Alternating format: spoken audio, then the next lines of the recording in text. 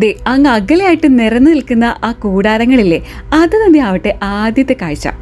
ഇങ്ങനൊരു സ്ഥലം ഇവിടെ ഉണ്ടോയെന്ന് തന്നെ ചിന്തിച്ചു പോകുന്നവരുണ്ടല്ലേ. ഈ കൂടാരങ്ങളൊക്കെ കണ്ടിട്ട് നിങ്ങൾക്ക് എന്താ തോന്നണേ? വിന്റർ സീസൺ ആകുമ്പോഴേ ഈ രാജ്യത്ത് പ്രധാനമായിട്ട് നടക്കുന്ന ഒരു ആഘോഷം തന്നെ പറയാം.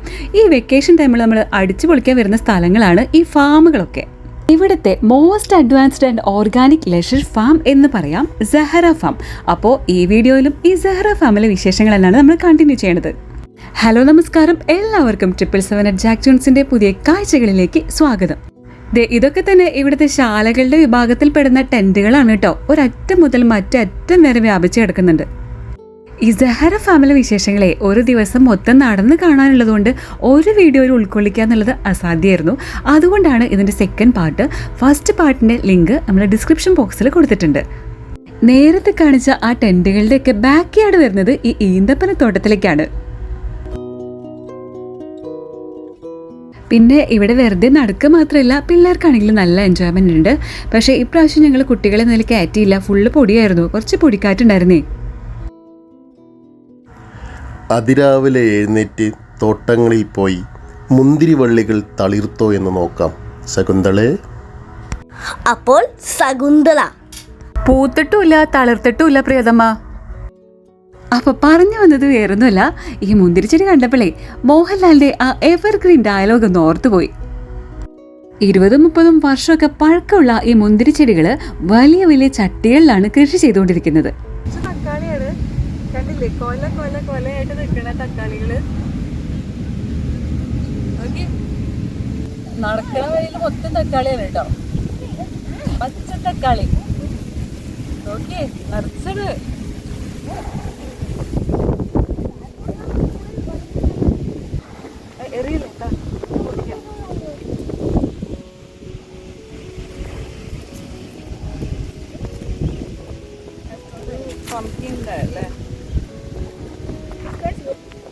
പംകിനാണ്.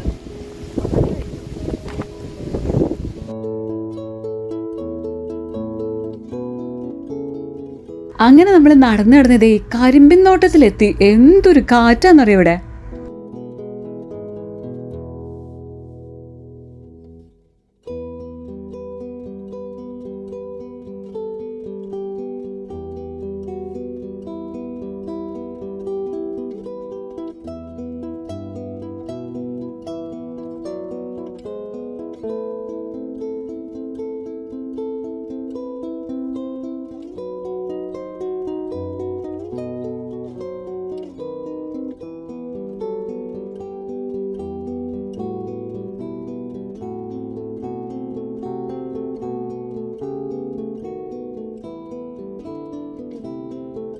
വലിയൊരു കരിമ്പന്തോട്ടം തന്നെയാണ് കേട്ടോ. എന്താ ഹൈറ്റ്!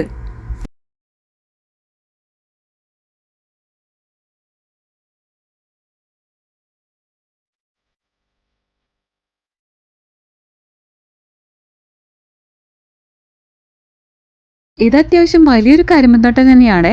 കുറെയൊക്കെ വിളവെടുപ്പ് കഴിഞ്ഞു. ഈ കരിമ്പന്തോട്ടങ്ങൾക്ക് അരികെ ഇനി നമ്മൾ കാണാൻ പോകുന്നത് നല്ല വലിയ മരങ്ങളുടെ ബോൺസായി ആണ്. ഈ ചട്ടികളായിട്ട് മിനിമം ഒരു 30 വർഷമെങ്കിലും പഴക്കമുണ്ടാകും ഓരോ മരത്തിനും. ആദ്യമായാണ് ഇത്രയും വലിയ മരങ്ങളുടെ ബോൺസായി ഞാൻ കാണുന്നത് ഇവിടെ.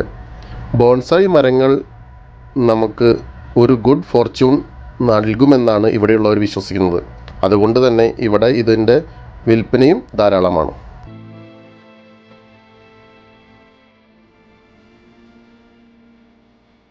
മറ്റു ഫാമുകളെ പോലെ ഈ ഫാമിലും കരിമ്പ്, ചോളം, സൂര്യകാന്തി എന്നീ കൃഷികൾ തന്നെയാണ് മുഖ്യമായി ചെയ്തുകൊണ്ടിരിക്കുന്നത്.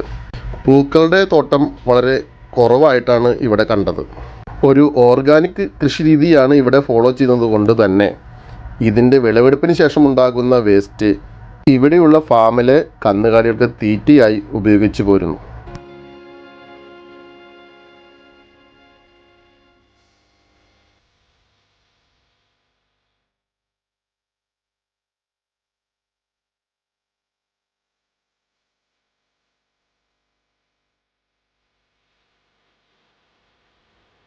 ഈ ഒരു സീസണിൽ ഇങ്ങോട്ട് വന്നാൽ മാത്രമേ ഈ ഫോട്ടോ എടുക്കുമ്പോഴൊക്കെ ഇത്തിരി പച്ചപ്പൊക്കെ കാണാൻ പറ്റുള്ളൂ.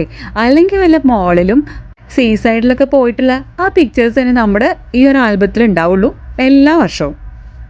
അതുകൊണ്ടുകൂടിയാണ് ഫാമുകളിലൊക്കെ ഈ സീസണിൽ കുറച്ച് തിരക്ക് കൂടുന്നത്.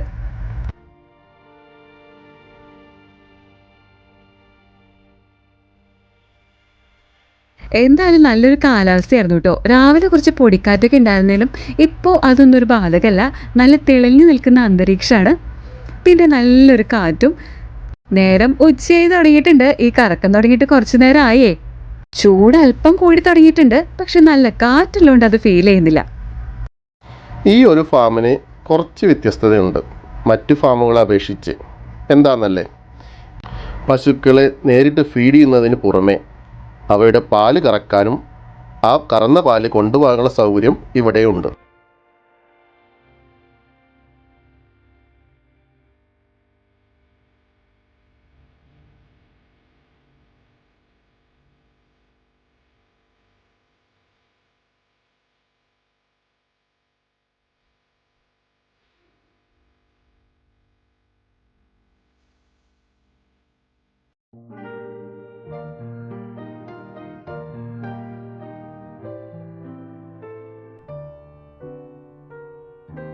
ഇതാ ഇവിടെ ഇനി ഒറിജിനൽ പശുവിനെ തൊടാൻ പേടിയുള്ളവർക്ക് ഒരു ഡമ്മി പശുവുണ്ട്.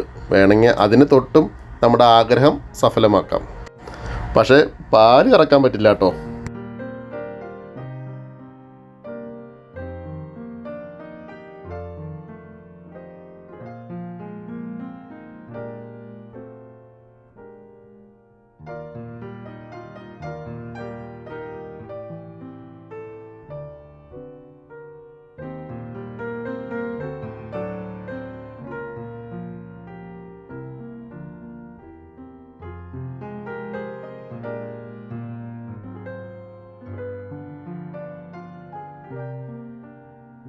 നമ്മൾ നേരത്തെ കണ്ട ടെൻറ്റുകളാണ് ഈ ഭാഗത്തൊക്കെ.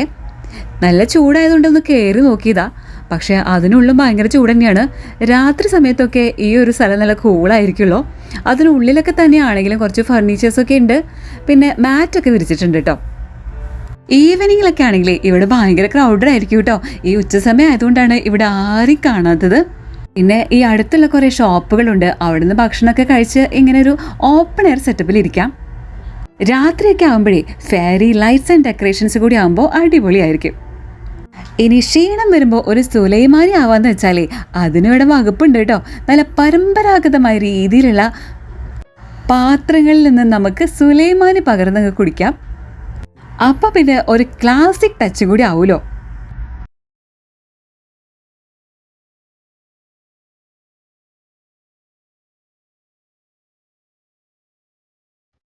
നിങ്ങൾ ആദ്യമായിട്ടാണ് ഈ ചാനൽ കാണുന്നതെങ്കിൽ സബ്സ്ക്രൈബ് ചെയ്തൊന്ന് സപ്പോർട്ട് ചെയ്തേക്കണേ.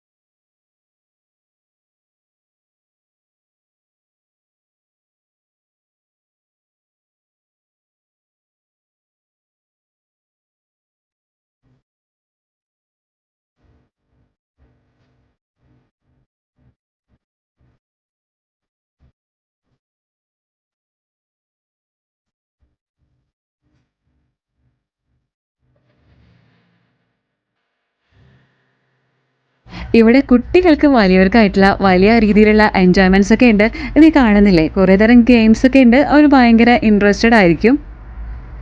ഏകദേശം ഒരു ദിവസം ഞങ്ങളിവിടെ സ്പെൻഡ് ചെയ്തു. ഇതൊക്കെയാണ് സെഹ്റ ഫാമിലെ കാഴ്ചകൾ. നിങ്ങൾക്ക് ഈ വീഡിയോ ഇഷ്ടപ്പെട്ടാൽ please like, share and subscribe. ചെറിയ ചെറിയ കാഴ്ചകളും വലിയ സന്തോഷങ്ങളുമായി നമുക്ക് വീണ്ടും കാണാം. അതുവരേക്കും signing off 777 @Jack John's.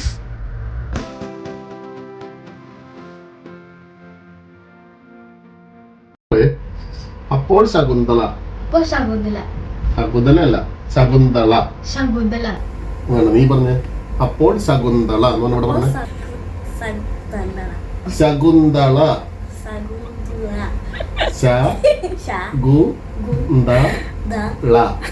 Shakuntala Shakuntala